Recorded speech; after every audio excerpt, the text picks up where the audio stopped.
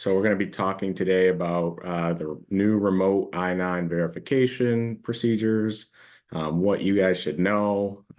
And just so you know, my name is Kevin Battle. I'm an attorney here at Miller Johnson, specializing in immigration.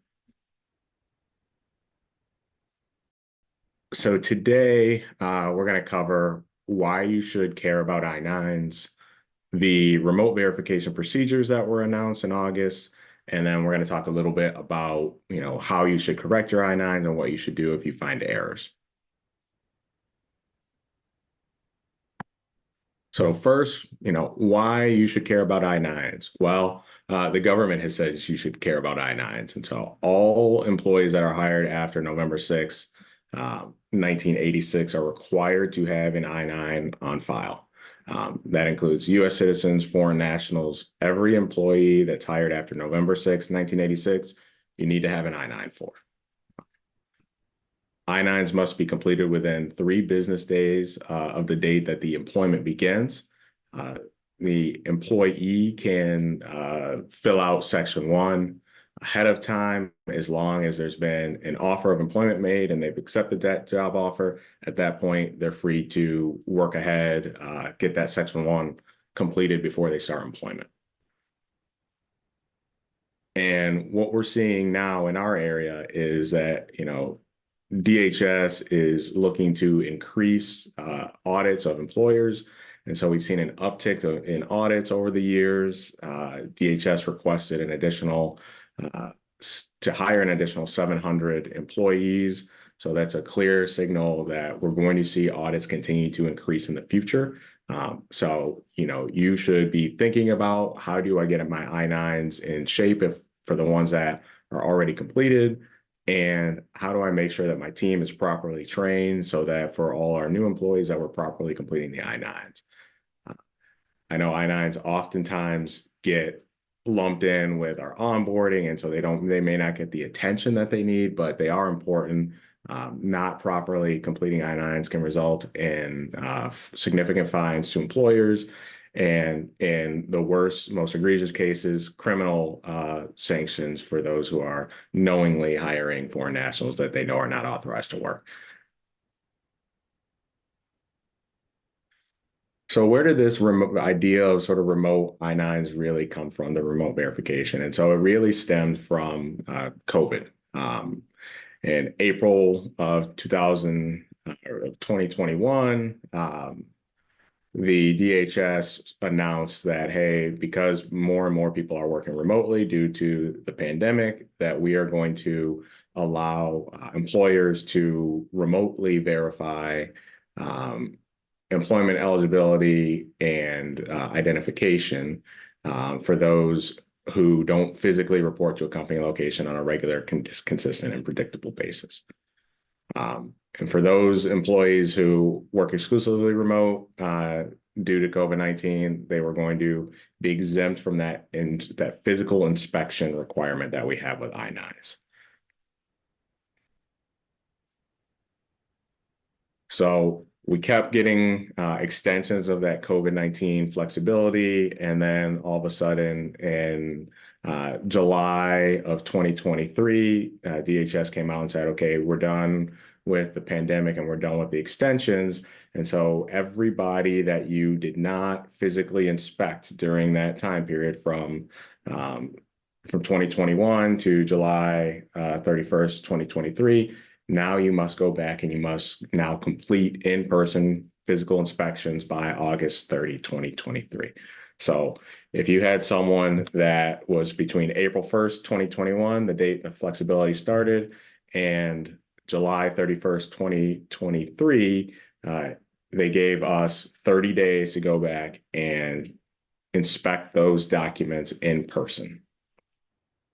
At the same time as this COVID-19 flexibility ended, DHS announced we're putting out a new I-9 form. So they introduced a new I-9 form for us to use. And they also indicated we are going to allow remote verification going forward in the future for those employers that are signed up with E-Verify. And I should have said at the very beginning, if you have questions, please feel free to put those in the chat. I know we're getting some of those already. I am going to try to get to all of those at the end. So if you have any questions, please feel free to put those in the chat, and we'll try to make sure that we answer them.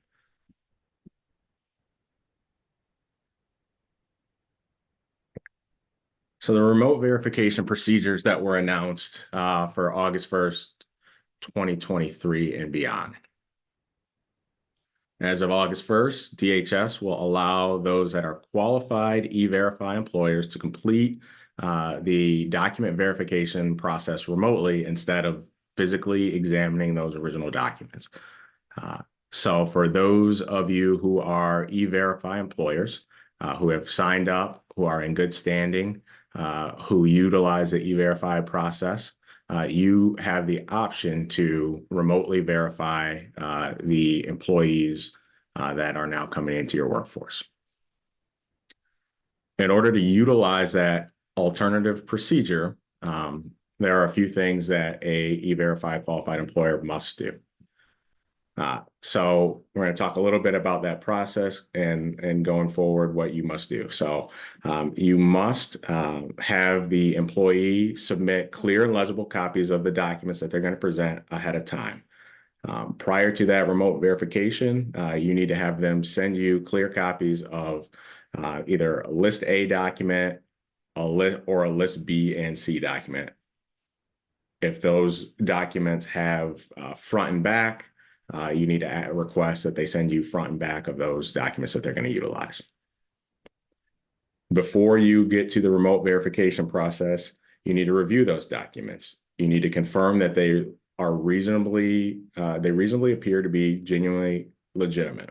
So you take a look at their license, and if it looks like a state of Michigan license or whatever state you're in, that would satisfy a List B document. You take a look at a birth certificate or a social security card, that would satisfy a List C document. And if those things on their face look legitimate to you, then you can move on to the next step of having that remote verification call. So the next step is that you conduct a video meeting with that employee. And so now we're all familiar with what we're doing right now, webinars and Zoom and Microsoft Teams and the other platforms. So you conduct a video meeting with the employee. And during that video meeting, you ask that employee to show you those original documents, the ones that you were sent. They need to utilize the exact same documents that they sent you. They need to hold those documents up and let you see them and compare them to the documents that you looked at ahead of time, those clear and legible copies. You review those and make sure that those documents look legitimate and that they are the same as the documents that you've seen before. And if those documents are legitimate and they're the same documents as you looked at ahead of time, then you're free to mark the checkbox on the new Form I-9 that you utilize the remote verification procedure. Now the I-9, instead of being multiple pages, the new I-9, if you haven't seen it, you should, because you should be utilizing that. But there is a checkbox where the document verification is. It says check here if you use the alternative procedure authorized by the DHS. So you check that box. And then you need to timely open your E-Verify case like you otherwise would previously to the remote verification process. You need to retain those clear and legible copies of the documents that you were sent with the completed Form I-9.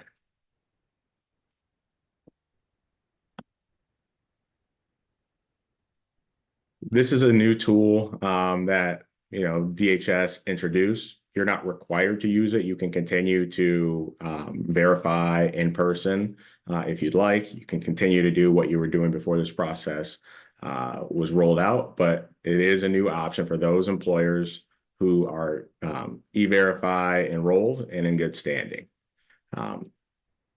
If you choose to use the procedure, you can do it for all of the employees or for those employees that are just working remotely.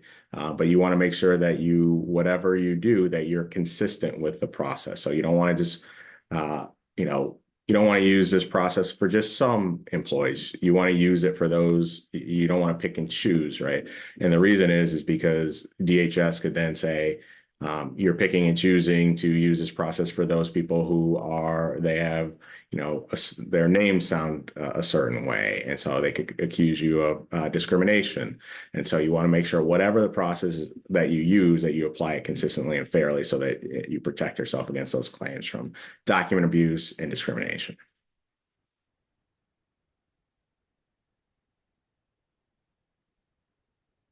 So I want to talk a little bit about correcting I-9 errors as well.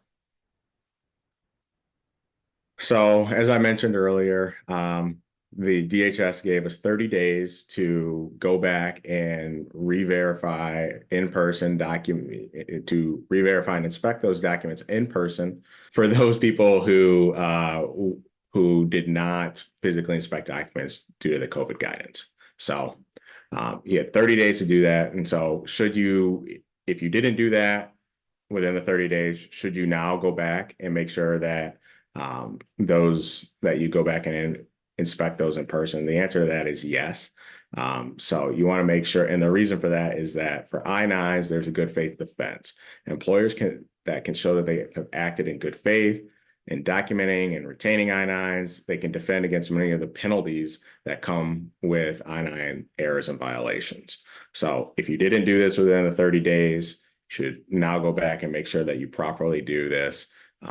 If you go back and you audit your I-9s, which I recommend that you do, you should make sure that you're properly filling out a log, that you're properly documenting what those errors were, because you have this good faith defense that employers can use if they are audited, which can reduce the penalties that are associated with an I-9 audit.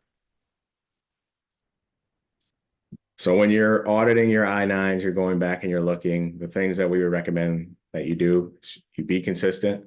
Whatever you decide to do, you do it for everyone. And that protects against those discrimination claims. How ICE audits I-9s is they send you a notice and they say, send us your employee payroll list, and then send us I-9s for everyone who is on that payroll list. So that's what you should do if you decide to audit your I-9s.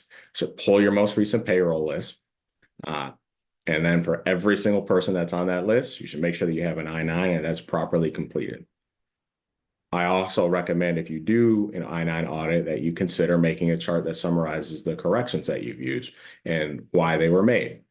So how I usually start an I-9 audit with a client is we get that payroll list, we create an Excel spreadsheet, and then we go through and we look at the I-9s. And I usually recommend that if you think that you have I-9 problems, that you pull a random sampling of I-9s, 15% of your I-9s, and see what you see from that 15%. And if you see I-9 errors throughout those I-9s, it's a pretty good indication that you're probably going to have I-9 errors in the other 85%. And so then you may want to expand it and go through all of the I-9s or a bigger sampling of it.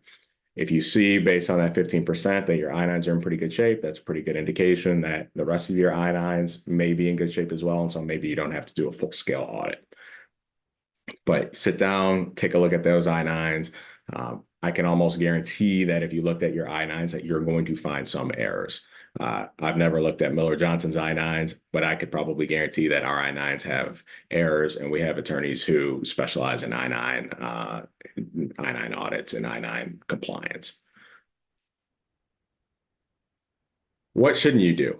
So you shouldn't erase, you shouldn't white out, shouldn't, correct with black tape or marker. What I recommend people do is that they get out like a red pen or a pen that isn't the same color that someone may have used on an I-9, and that you make sure that it's clear to the potential auditor in the future that the corrections that you made were different than what was filled out at the original inception of the I-9. You want to make sure that you correct things that only need to be corrected and not other things. You want to make sure that you don't try to backdate or make it appear as though the I-9 was correct from the beginning. Again, there's that good faith defense, right? If we go back and we look at our I-9s and we find a missing date or we find a missing signature, then we can go back and we can have that corrected but we need to make sure that we're doing it the proper way and not trying to backdate or hide that the error was there. We do that, when you get audited, DHS is going to see this person went back, this company went back through their I-9s, they saw that there was a mistake and they corrected. Generally, you're not going to get any sort of fines associated with, going back and making sure that you make the right corrections.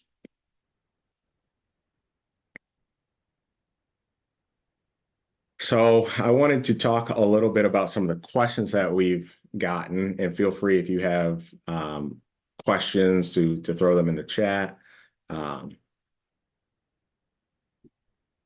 So we will start with,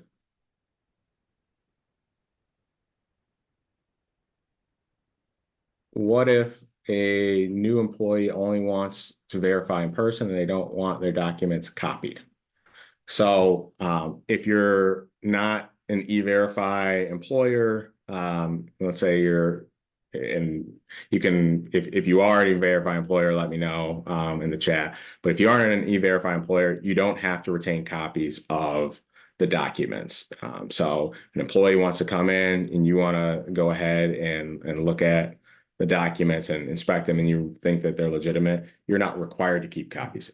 If your policy is that you keep copies, then you should let that employee know, this is our policy. We do this consistently for everyone, and then you don't make an exception for that person.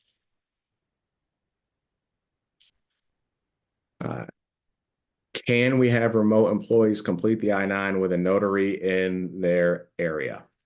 The answer to that is generally yes. It depends on where you are. So with the exception of California, that is acceptable. So California designates specific qualified representatives. They say that notaries are generally not qualified, and so they require you to have either an attorney or someone who is a immigration consultant that has a bond. Those are the only people who are allowed to remotely verify employees in California. But outside of that, then yes, you can have a notary or someone that you designate as a company to remotely verify employees.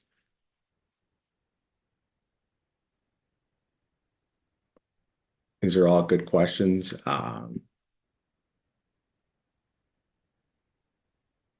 Let's see. Wow. Will this presentation be emailed out with recording? Yes. Our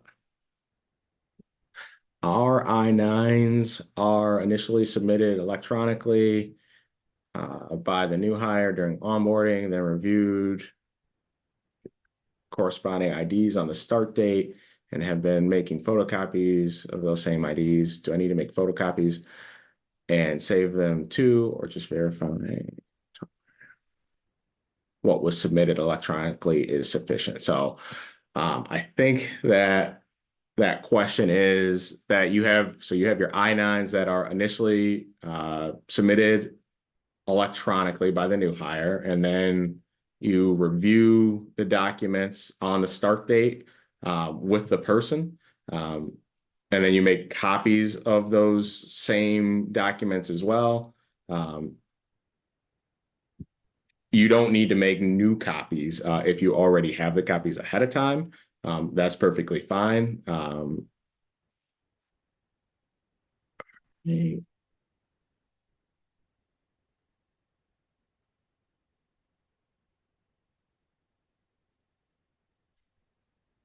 If you are allowed to use the process for employees who don't have their documents with them, would it be considered consistent to allow employees who wasn't able to present their documents to use this process, or does it have to be all or nothing?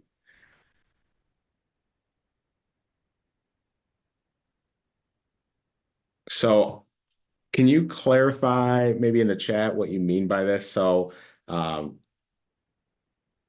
I'm curious so you're only allowed to use this, you aren't allowed to use this process for those people who don't have documents with them. So they need to have documents with them to show you on the screen. So they send you them ahead of time, and then you have to verify that the documents on the screen match the documents that you already had. So I'm not really sure what that question is asking, but I'd be happy to follow up on that.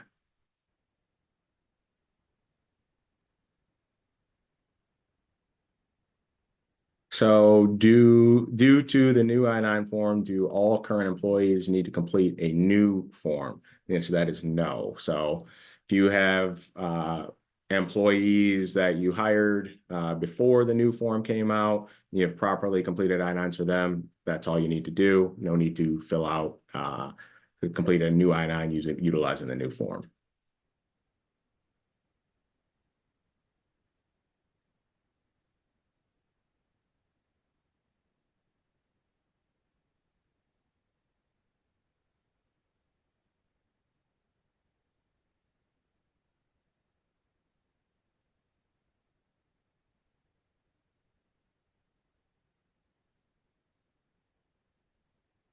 What are the most common errors and fines for 2024?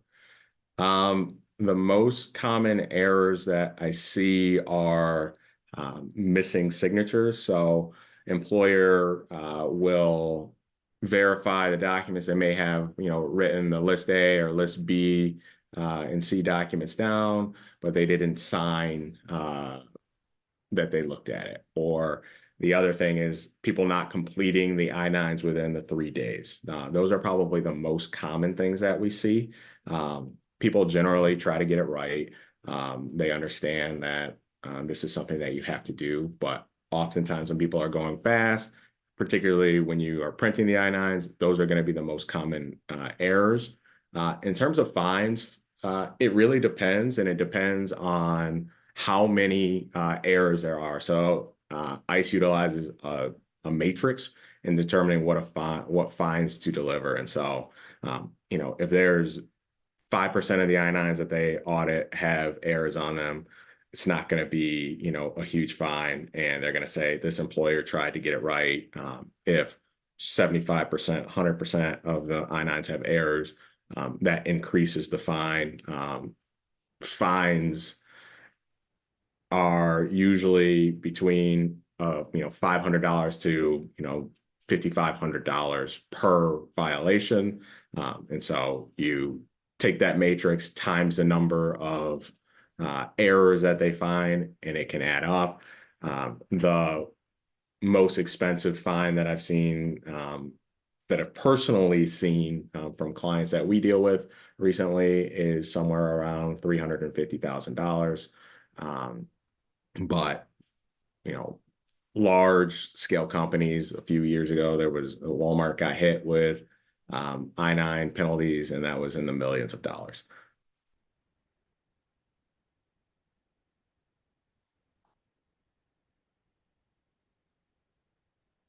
Is the form requirement for all companies, or does company size matter, i.e. under 50 employees?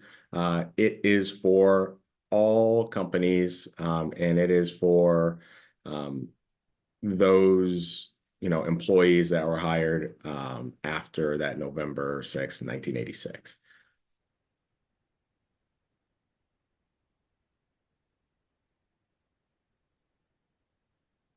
So we use electronic I-9s through our HRIS system. Are there any special steps to follow when correcting an electronic I-9?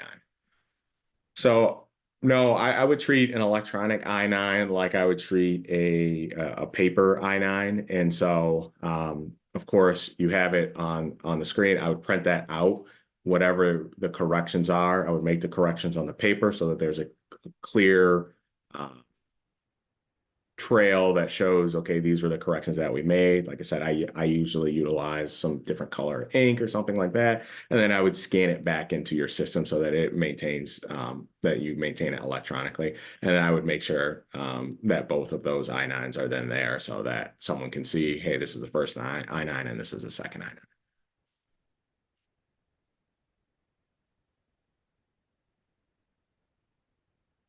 For submitting clear and legible copies ahead of time, are there rules for how they submit? Does it have to be via email? Can they text a picture? No.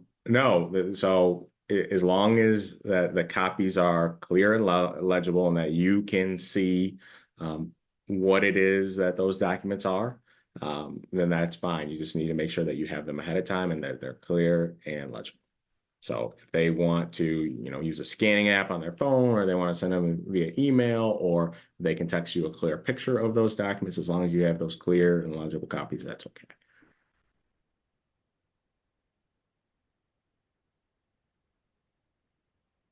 Do the copies of the I-9s need to be retained with the actual I-9 form?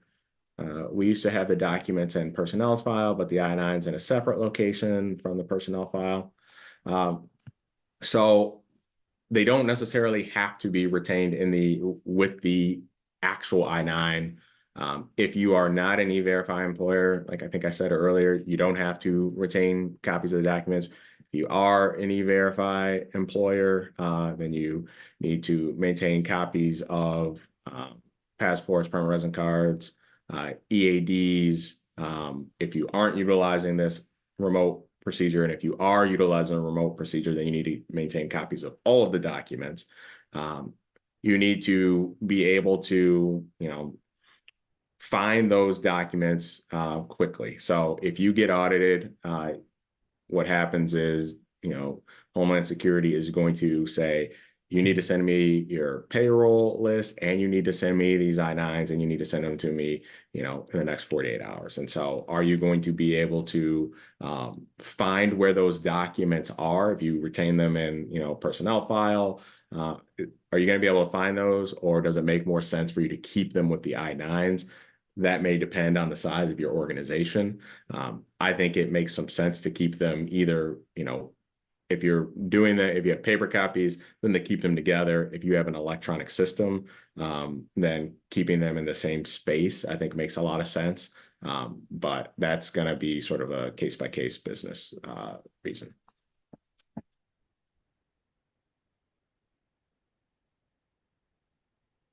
So this is if an employee is being hired in person, but their documents aren't with them. For example, if they live in another state and they forgot their documents there, could you utilize a remote verification procedure?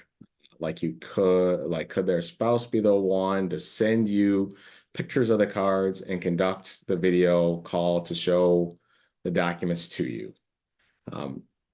I would say, I don't think that there's any guidance on that. I've never seen that. But I would want to err on the side of having that individual provide them. Have that individual, if they don't have them with them, they can utilize a remote process, but you would have them then, make sure that they are the ones that are sending you the documents and they're showing you the documents. Like I said, I don't think there's any clear guidance out there on that, but I would want it to be my documents for my employee, not someone else.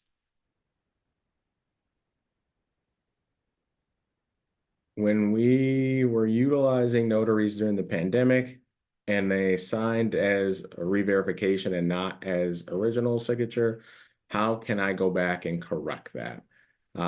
So if these are for employees that need to be re-verified, I think then you correct that in the re-verification stage. So you go back with the new documents when you need to re-verify that particular employee, you go back and you correct it sort of with that new Form I-9 Supplement B.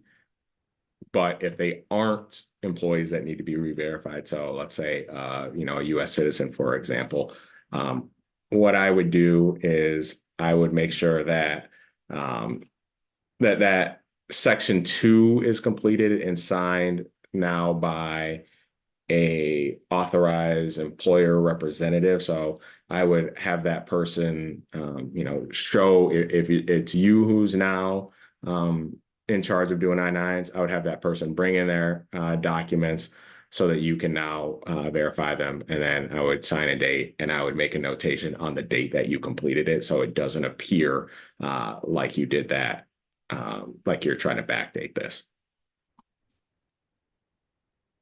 Do you have to be I think this question is, do you have to be an E-Verify employer when you have remote employees? The answer to that is no. You don't have to sign up for E-Verify unless you are unless there's a government contractor, a subcontractor, or you're operating in one of the states that requires it. Other than that, you don't necessarily have to sign off for E-Verify if you don't want to. So we have new hires complete I-9s virtually. Sometimes we have a new hire where they struggle with technology, logging into the meeting. Is it an issue if we have them complete an I-9 on their first day? So you can have them complete the I-9 on the first day of employment. That's in person. That's perfectly okay. Due to the new Form I-9, do all current employees need to complete a new form? I think I answered that one. That one is no. For the state of California, what is the definition of qualified person to evaluate the copies? So a lawyer is qualified, individuals that are authorized under federal law to provide immigration services, and individuals that are qualified as bonded immigration consultants under California law. So those people will hold themselves out. They will be bonded out as an immigration consultant, or you can utilize a licensed attorney. So if an audit is done and I find errors where a signature was missed, from the staff member verifying, what is the best way to correct that? If that staff member is still there, you can have that person sign the I-9 if if they were the person who originally completed it, have them sign and date, and also indicate the date of the audit. So I'm signing this I-9. We pursuant to an I-9 audit that was conducted on this date. We noticed that staff signature was missed. The staff member verified the documents on this date and then sign and date it. If the employee completes an I-9 with a notary, do they need to send HR copies of the identification documents used or just the completed I-9? So that depends. If you are not an E-Verify employer and you're not utilizing the remote process, then and your employer doesn't keep documents, you can just have them send you the completed I-9 because they're acting as the company representative. If you are an E-Verify employer, you need to make sure that you get copies of if it's a passport, permanent resident card, an EAD card. And then if you were utilizing this remote verification process, you need to make sure that you have copies of the documents that were used. If correcting a large number of I-9s in an audit, we have to note on the I-9s that we're making a correction. Would it be acceptable to add a separate memo to the I-9 staple explaining the corrections? Absolutely. I usually, depending on what the correction is, will suggest having a memo that says what you did and why you did it. Otherwise, putting that in on the Form I-9 itself is also okay. If it's not a super long paragraph or something, you can write it directly on the I-9, but absolutely you can staple a memo to it explaining the corrections. We will have staff struggle with technology where so we're a school district and have a large mass hiring over the summers. We have them come in for new teacher orientation so we could take care of a large number of staff in person at this event.